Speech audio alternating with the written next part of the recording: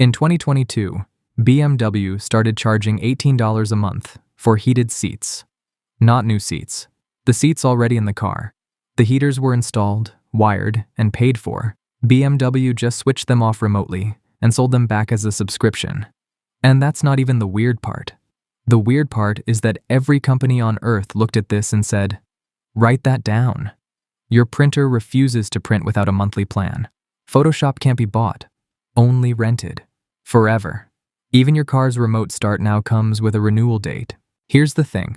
This didn't happen because companies got greedy. Companies were always greedy. Greed is the one resource that never runs out. Something else changed. The math changed. And by the end of this video, you'll know exactly who rebuilt the economy so that you own nothing and why it was the smartest business move of the century. Quick test. Open a door labeled "Your Stuff." 20 years ago, there'd be things in there. CDs, DVDs, software boxes, an encyclopedia. Open it today. Tags, just tags, with renewal dates on them. This is Brian. Brian thinks he spends about $40 a month on subscriptions. Brian is about to have a bad day. Netflix, Spotify, iCloud. The gym he visited twice in 2024.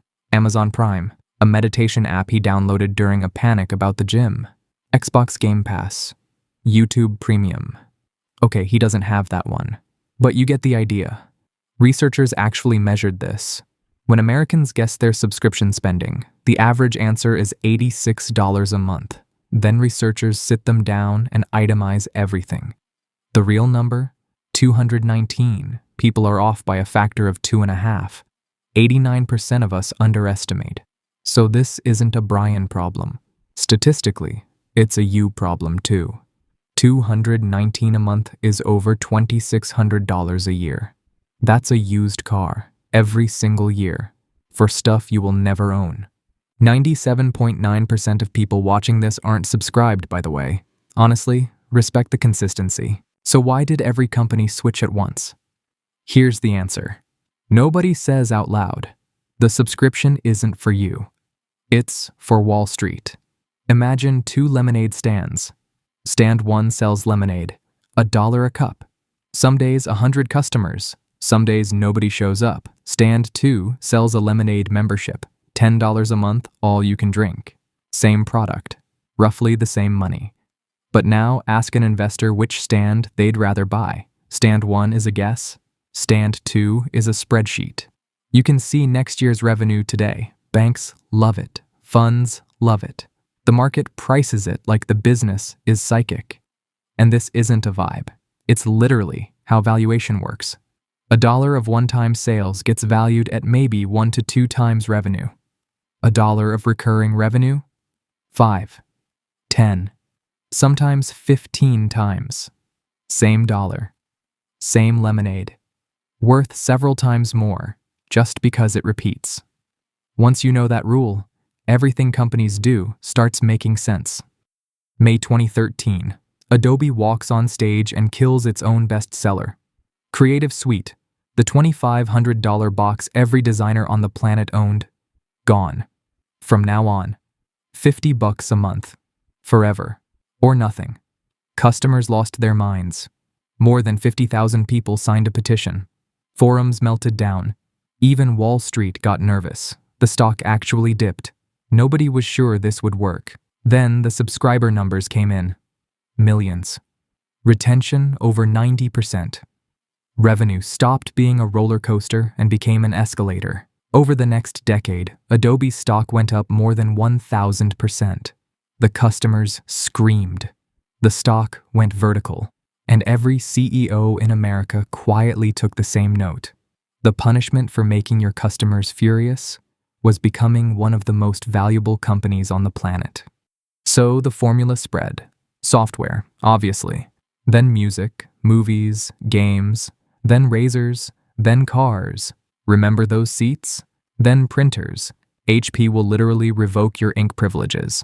There are subscriptions for furniture, for clothes, and in some cities you can basically subscribe to a house. It's called rent with extra steps and an app.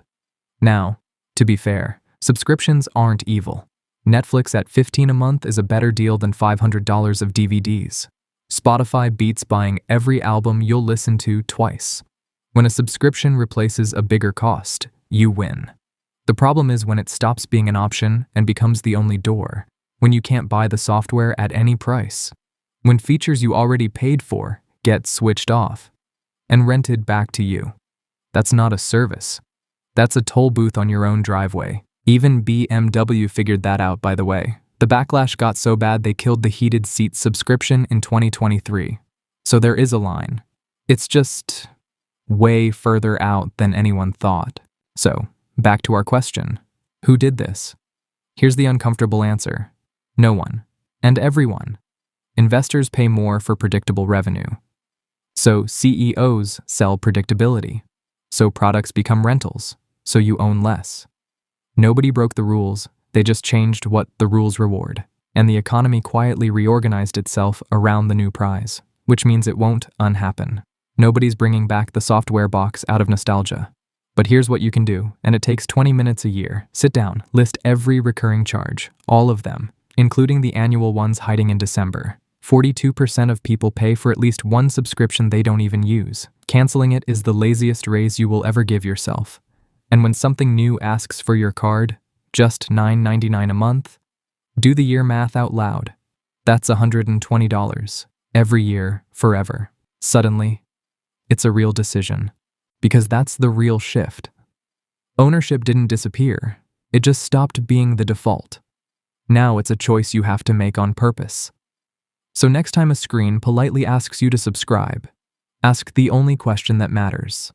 Who's really the customer here? You or Wall Street? Thanks to my 18 subscribers. That's 17 more than I expected, honestly. See you in the next one. Once in a while I dream. Once in a while